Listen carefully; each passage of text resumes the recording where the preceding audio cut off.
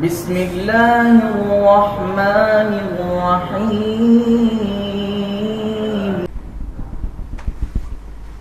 نحمدہ ونصلی علی رسولہ الکریم اما بعد۔ پوچھا گیا ہے کہ سجدہ سہو کب فرض ہوتا ہے اور اس کا طریقہ کیا ہے۔ سجدہ سہو 3 وجہ سے فرض ہو جاتا ہے۔ پہلی وجہ یہ ہے کہ نماز پڑھتے ہوئے انسان کچھ زائد پڑھ دے، یعنی نماز میں اضافہ ہو جائے، جیسا کہ سجدہ 2 کی بجائے 3 دفعہ کر دے، یا رکعات جو ہیں 4 کی بجائے 5 پڑھ دے، 3 کی بجائے 4 پڑھ دے، 2 کی بجائے 3 پڑھ دے۔ تو نماز میں اگر اضافہ ہو جائے تو پھر بھی سجدہ سہو فرض ہو جاتا ہے۔ آگے میں اس کی مثالوں سے بات سمجھاؤں گا۔ دوسری صورت سجدہ سہو کے فرض واجب ہونے کی یہ ہے کہ نماز میں کمی ہو جائے، کچھ کم انسان نماز میں کر دے، جیسا کہ درمیان والا تشہد انسان کا رہ جائے اور وہ تیسری رکعت کے لیے سیدھا ہی اٹھ جائے دوسری رکعت کے بعد بھول کر، تو نقص کی صورت میں بھی سجدہ سہو ضروری ہو جاتا ہے۔ تیسری صورت یہ ہے کہ انسان کو شک ہو جائے نماز کے حوالے سے کہ اس نے نماز دراصل کتنی پڑھی ہے، اس نے 3 رکعتیں پڑھی ہیں یا 4، 2 پڑھی ہیں یا 3، 4 پڑھی ہیں یا 5۔ تو نبی کریم صلی اللہ علیہ وسلم کی اس حوالے سے تعلیم یہ ہے کہ شک کو رفع کیا جائے۔ تفصیلاً میں عرض کرنے لگا ہوں۔ پہلی جو صورت ہے نماز میں اضافے والی، نماز میں اضافہ ہو جاتا ہے، تو یہ صحیح بخاری میں 404 نمبر حدیث ہے۔ نبی کریم صلی اللہ علیہ وسلم نے ظہر کی 5 رکعتیں پڑھا دیں۔ صحابہ کرام نے عرض کیا اللہ کے رسول ازید فی الصلاۃ، کیا نماز میں کوئی اضافہ ہو گیا ہے؟ پہلے تو ہم 4 رکعتیں پڑھتے تھے، اب 5 پڑھی ہیں۔ تو آپ صلی اللہ علیہ وسلم نے فرمایا کیا ہوا ہے؟ صحابہ نے عرض کیا اللہ کے رسول 5 رکعتیں پڑھ دی ہیں۔ آپ صلی اللہ علیہ وسلم کو نہیں معلوم ہو سکا کہ میں نے 4 کی بجائے 5 پڑھ دی ہیں۔ تو فثنى رجلیہ وسجد سجدتین، آپ صلی اللہ علیہ وسلم نے اپنے پاؤں مبارک موڑے، یعنی اپنا رخ قبلے کی طرف کیا، اور آپ نے 2 سجدے کیے، سجدہ سہو نماز میں اضافے کی بنا پر۔ یہ اس کی مثال اور اس کی دلیل آ گئی۔ اب دوسری ہے نقص آ جائے، نماز میں انسان بھول کر کچھ کم کر جائے۔ یاد رہے کہ یہ جو نقص ہے یہ ایسا نقص نہ ہو جس کی وجہ سے نماز باطل ہو جاتی ہے سرے سے، جیسا کہ نبی کریم صلی اللہ علیہ وسلم نے فرمایا لا صلاۃ لمن لم یقرأ بفاتحۃ الکتاب، جس شخص نے سورہ فاتحہ کی قراءت نہیں کی اس کی نماز ہی نہیں ہے۔ کوئی شخص بھول جاتا ہے نماز میں، کسی رکعت میں سورہ فاتحہ نہیں پڑھ پاتا، اس کی وہ رکعت نہیں ہوئی، اس کو وہ رکعت دہرانا ہوگی، سجدہ سہو سے کام نہیں چلے گا۔ اسی طرح 2 سجدوں کی بجائے 1 سجدہ اس نے کر دیا، تو وہ اسی طرح نماز مکمل کر کے کہے کہ میں 2 سجدہ سہو کر لوں گا، وہ میرے 1 سجدے کا کفارہ بن جائیں گے، یہ بات درست نہیں ہے۔ اس کی نماز اس طرح درست نہیں ہوگی، اس کو وہ رکعت دوبارہ پڑھنی ہوگی، تب جا کر اس کی نماز مکمل ہوگی۔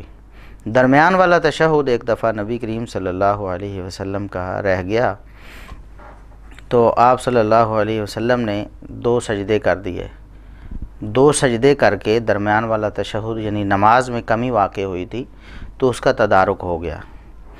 اسی طرح شک اگر ہو جائے، نماز کتنی پڑھ لی ہے، 2 رکعتیں پڑھی ہیں، 3 پڑھی ہیں، 4، تو صحیح مسلم میں 571 نمبر حدیث ہے۔ نبی کریم صلی اللہ علیہ وسلم نے ارشاد فرمایا اذا شک احدکم فی صلاتہ فلم یدری کم صلی، جب نماز میں کسی کو شک و شبہ ہو جائے، اسے یہ معلوم نہ رہے کہ اس نے کتنی نماز پڑھی ہے، تو نبی کریم صلی اللہ علیہ وسلم نے ارشاد فرمایا کہ وَلْيَبْنِ عَلَى مَسْتَيْقَنَ، جو یقینی چیز ہے اس پر وہ بنیاد رکھے اپنی نماز کی، یعنی اگر اس کو شک ہے کہ میں نے 2 رکعتیں پڑھی ہیں یا 3 پڑھی ہیں، تو یہ بنیاد یقین پر رکھے، یعنی 2 تو یقینی ہے نا، 3 میں شک ہے، شک کو ختم کر دے، 2 رکعتیں سمجھے کہ میں نے پڑھی ہیں، 2 اور پڑھ لے۔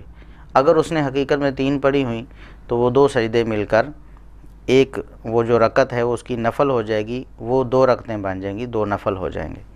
اور اگر اس نے نماز پوری ہی پڑھی تھی، 2 ہی رکعتیں پڑھی تھیں، تو اس کے بعد اس نے 2 رکعتیں اور پڑھ لیں، اس کی نماز پوری تھی، تو یہ 2 سجدے جو ہے شیطان کے لیے باعث ندامت بن جائیں گے۔ تو یہ یعنی نماز میں اگر زیادتی ہو جائے، نماز میں کچھ اضافہ انسان کر بیٹھے، تب بھی 2 سجدے فرض ہو جاتے ہیں۔ سجدہ سہو۔ اور اگر نماز میں انسان سے بھول کر کمی ہو جائے، اور کمی ایسی جیسا میں نے عرض کیا کہ اس کی وجہ سے نماز باطل نہ ہوتی ہو، تو پھر وہ 2 سجدے کر کے اپنی نماز مکمل کر سکتا ہے۔ اگر ایسی کمی ہوئی ہے جس کی وجہ سے نماز نہیں ہوتی تو وہ رکعت دہرانا ہوگی۔ مثال کے طور پر سورۃ الفاتحہ رہ گئی، یا ایک سجدہ رہ گیا، یا کوئی انسان بھول کر رکوع چھوڑ بیٹھا، تو ایسی حالت میں اس کو رکعت دہرانا ہوگی۔ تیسری صورت یہ ہے کہ انسان بھول جائے، شک میں مبتلا ہو جائے کہ اس نے نماز کتنی پڑھی ہے، تو یقینی جو چیز ہے اس پر بنیاد رکھ کر اپنی نماز کو مکمل کرے اور آخر میں 2 سجدے کر لے۔ اب بعض اوقات لوگوں کے ذہن میں یہ شبہ ہوتا ہے کہ اگر امام قرات میں بھول رہا ہے تو کیا اسے بھی سجدہ سہو کرنا ہوگا؟ تو جواب نفی میں ہے۔ یہ جو یعنی سجدہ سہو ہے، یہ فرض ہوتا ہے نماز کی جو ہیئت ہے اس میں تبدیلی اگر ہوتی ہے تو، یعنی رکوع، سجدہ، قیام، تشہد وغیرہ جو بدنی افعال ہیں ان میں اگر ایسا معاملہ ہوتا ہے، یا پھر جیسے کہ نماز نہ ہونے والا مسئلہ ہے، سورہ فاتحہ نہیں پڑھتا، تو پھر تو اس کو رکعت ہی دہرانا ہوگی نا۔ لیکن قرآن کریم کی قرات کرتے ہوئے بھول جاتا ہے وہ، یا تشہد پڑھتے ہوئے وہ بھول جاتا ہے، تو دوبارہ اس کو یاد آتا ہے، وہ سمجھتا ہے کہ اپنے خیال میں مگن ہے، تشہد میں بیٹھتا ہے تو وہ اگلی رکعت کا اپنے خیال میں فاتحہ پڑھ رہا ہے یا قرات کر رہا ہے، اس کو یاد آتا ہے اچانک میں تو تشہد میں بیٹھا ہوا ہوں، وہ فوراً تشہد شروع کر دیتا ہے، تو اس کو سجدہ سہو کی ضرورت نہیں ہے۔ جو پڑھنے میں بھول چوک ہے نا، یہ جو زبانی قرات ہے یا کچھ وظائف ہیں ان کے پڑھنے میں بھول چوک ہے، اس میں سجدہ سہو نہیں ہوتا۔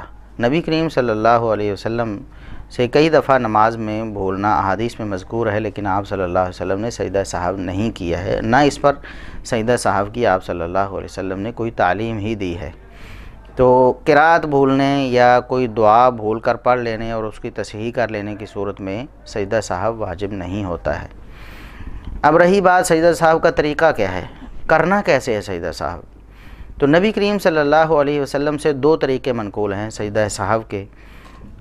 ایک تو یہ ہے کہ نماز میں سلام پھیرنے سے پہلے ہی سجدہ سہو کر لیا جائے، یعنی نماز میں تشہد درمیان والا رہ گیا تھا، یا نماز کی 1 رکعت زیادہ پڑھ لی تھی، بعد میں خیال آ گیا کہ میں نے نماز کی 1 رکعت زیادہ پڑھ لی ہے شبہ کی وجہ سے، یا شبہ ہو گیا تھا، تو پھر وہ 2 سجدے سلام سے پہلے بھی کر لے، یا سلام پھیرنے کے بعد بھی نبی کریم صلی اللہ علیہ وسلم سے 2 سجدے یعنی سجدہ سہو ثابت ہیں۔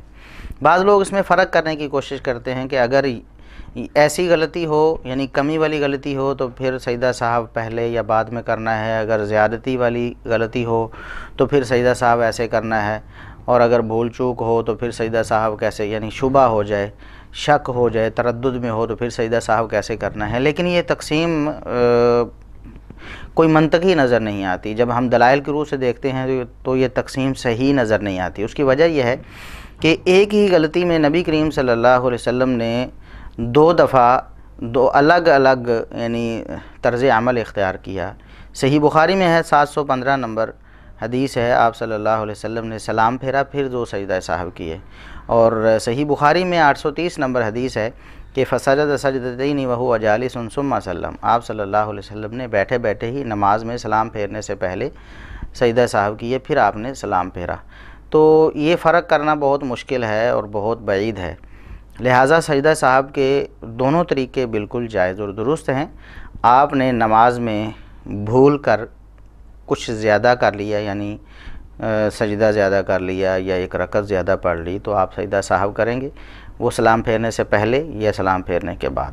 اسی طرح آپ نے بھول کر درمیان والا تشہد چھوڑ دیا تو آپ سجدہ سہو کریں گے سلام پھیرنے سے پہلے یا سلام پھیرنے کے بعد۔ اسی طرح آپ نے شک یا تردد کی وجہ سے 1 رکعت زیادہ پڑھ لی، آپ کو تو نہیں معلوم ہوگا، ہو سکتا ہے آپ کو شک ہی رہے آخر تک کہ میں نے یہ رکعت مکمل 4 پڑھی ہیں یا میں نے 5 پڑھ لی ہیں، 3 پڑھی ہیں یا 4 پڑھ لی ہیں، لیکن بہرحال تردد کی وجہ سے آپ نے جو یقین پر بنیاد کر کے اپنی نماز مکمل کی ہے تو اس کے لیے بھی آپ سجدہ سہو کریں گے، وہ سلام سے پہلے کر لیں یا سلام کے بعد کر لیں۔